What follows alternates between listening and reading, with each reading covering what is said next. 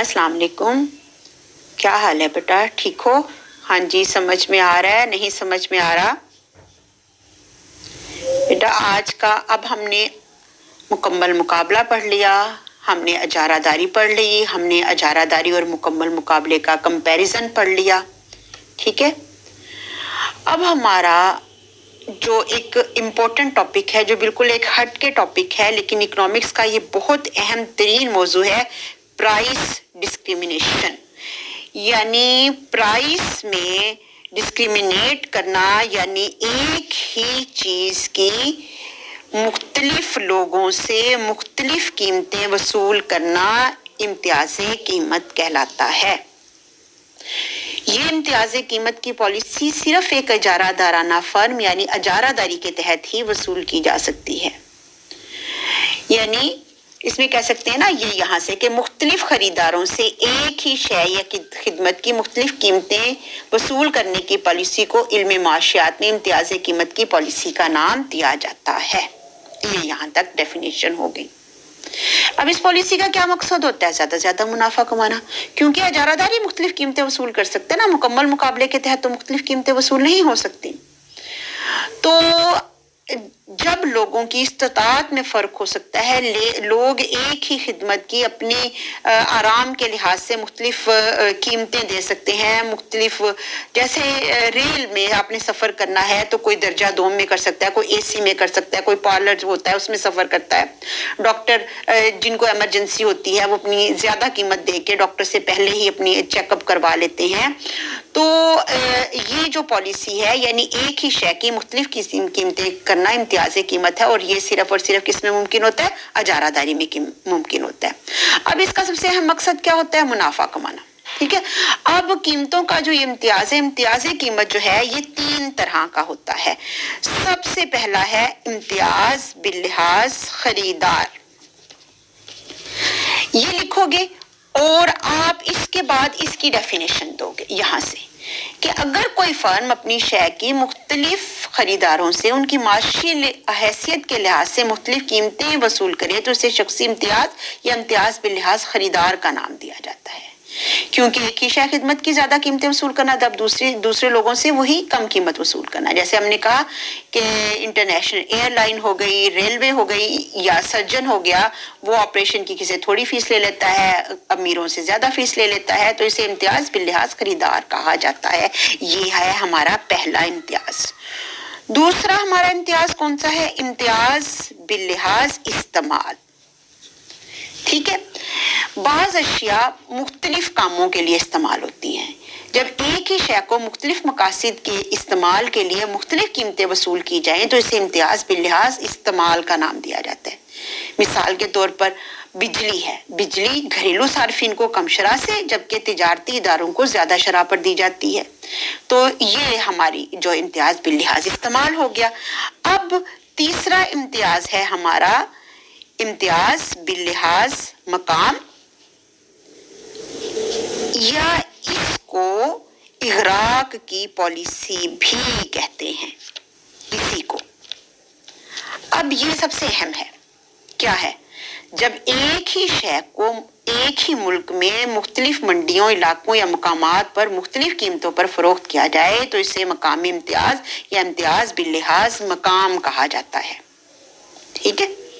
यानी अपने मुल्क में मुख्तलिफ इलाकों के अंदर चीज़ को मुख्तलिफ जो है वो कीमतें जो है ना वसूल करना जो है, वो इम्तियाज़ बिल्लिहाज मकाम या इग़राक़ की पॉलिसी का नाम जो है वो दिया जाता है। तो इसमें ये होता है कि अगर हम कीमतों का इम्तियाज़ मुल्की मंडी में भी हो सकता है और गैर मुल्की मंडी में भी। जब मुल्की मंडी और गैर मुल्की मंडी में एक ही शय की मुख्तलिफ कीमतें वसूल की जाएं, यानी ये होता है गैर मुल्की, जब मुल्की मंडी और गैर मुल्की मंडी में एक ही शय की मुख्तलिफ कीमतें वसूल की जाएं तो इसे इग़राक़ का नाम दिया जाता है। इस पॉलिसी के तहत आम तौर पर मुल्की सार्फिन से शय की ज़्यादा कीमत वसूल की जाती है, जबकि गैर मुल्की खरीदार को कम कीमत पर शय फरोख्त करके दी जाती है। تو اسے اغراق کی پالیسی یا امتیاز قیمت بلحاظ مقام کہا جاتا ہے۔ انہوں نے یہ 3 طرح کے اغراق ہوتے ہیں۔ مستقل اغراق، اگر اجارہ دار زیادہ سے زیادہ منافع کمانے کی خاطر غیر ملکی منڈی میں جہاں شے کی طلب نسبتاً زیادہ لچکدار ہے، کیونکہ غیر ملکی منڈی میں تو اور بھی بہت سے ملکوں سے لوگ اپنی اشیاء لے کے آئے ہوئے ہوتے ہیں نا، اس لیے وہاں پہ زیادہ لچکدار ہوتی ہے، اس لیے وہاں پہ ان کو اپنی قیمت کو کیا کرنا پڑتا ہے، کم رکھنا پڑتا ہے طلب کو بڑھانے کے لیے۔ جبکہ ملکی منڈی میں جہاں طلب عموماً کم لچکدار ہوتی ہے، کیونکہ وہاں پہ تو صرف ایک وہی ہے، اس لیے وہ اس کی کیا قیمت وصول کر سکتا ہے، زیادہ قیمت وصول کر سکتا ہے۔ ملکی اور غیر ملکی منڈی میں علیحدہ علیحدہ منڈیاں ہوتی ہیں، بین الاقوامی سطح پر شے کے نمو البدل بھی دستیاب ہوتے ہیں، جبکہ ملکی سطح پر اسے اجارہ داری حاصل ہوتی ہے، لہٰذا اغراق کے ذریعے امتیازی قیمت کی پالیسی پر وہ عمل پیرا ہوتا ہے۔ یہ مستقل اغراق۔ دوسرا ہوتا ہے اچانک۔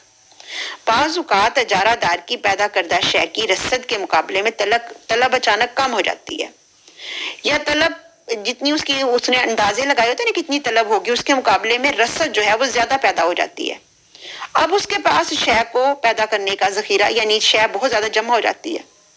اب اگر اجارہ دار ملک کی سطح پر تمام شے کو منڈی میں بیچنے کے لیے بھیج دے تو قیمت بہت زیادہ گر جائے گی، لہٰذا وہ اس زائد پیداواری کو کیا کرتا ہے، غیر ملکی منڈیوں میں کم قیمت پر بیچ دیتا ہے، جسے اتفاقیہ اغراق کا نام دیا جاتا ہے۔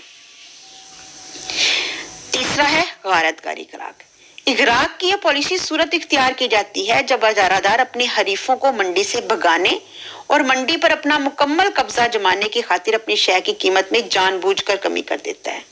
قدم عارضی طور پر اپناتا ہے، عرصہ قلیل میں وہ نقصان برداشت کر لیتا ہے، بعد میں وہ اس میں ہوتی ہے ظاہر ہے وہ قیمت میں اضافہ کر دیتا ہے، لیکن یہ نئے آنے والے کے لیے پالیسی انتہائی نقصان دہ ہو جاتی ہے، کیونکہ نئے پیدا کنندگان تو پیداواری عمل سے باہر نکال دیتے ہیں اور طویل میں شے کی زیادہ قیمت وصول کر کے اپنی من مانیاں قیمت وصول کرتے ہیں، لہٰذا اس سے مقابلے کے لیے ایک نامناسب صورتحال، لیکن یہ ایک بہت خطرناک جو ہے وہ اغراق ہوتا ہے۔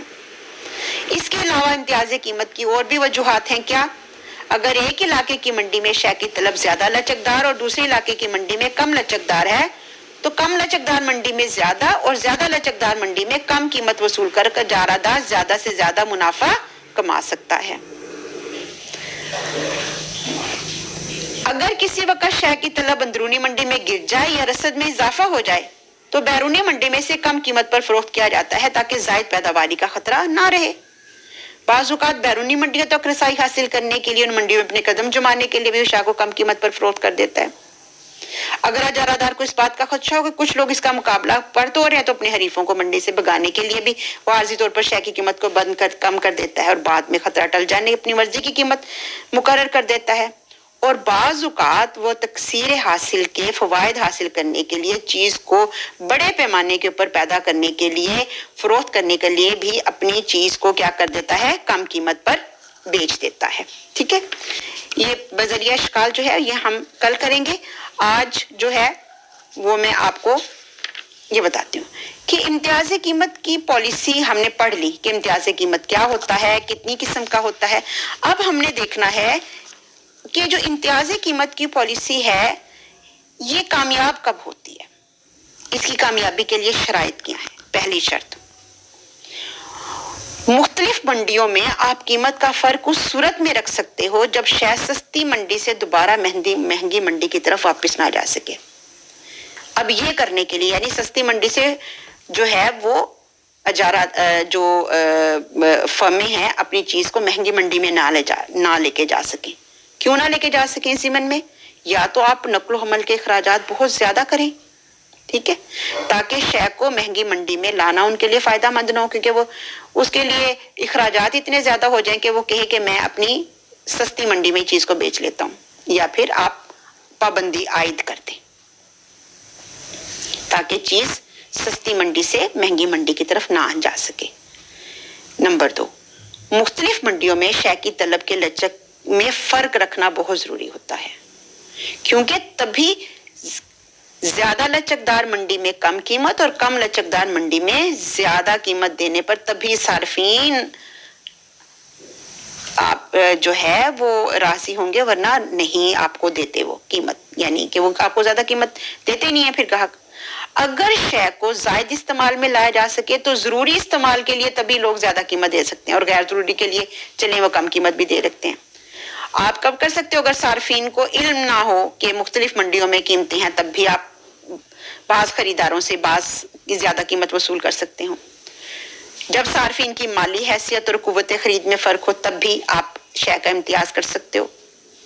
جب شے کی قیمت میں معمولی سا فرق ہو، یعنی 2-4 روپے کا، تب بھی لوگ جو ہیں وہ ایک منڈی سے دوسری منڈی میں نہیں جاتے۔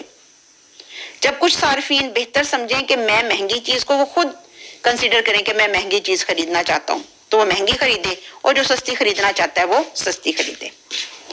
جب شائع خدمت کی نوعیت اس قسم کی ہو کہ اس سے براہ راست آپ استفادہ کر سکتے ہو، جیسے میں نے آپ کو کہا کہ ریل کے، پی آئی اے کے یا ڈاکٹروں کا سے فیس کا وصول کرنا۔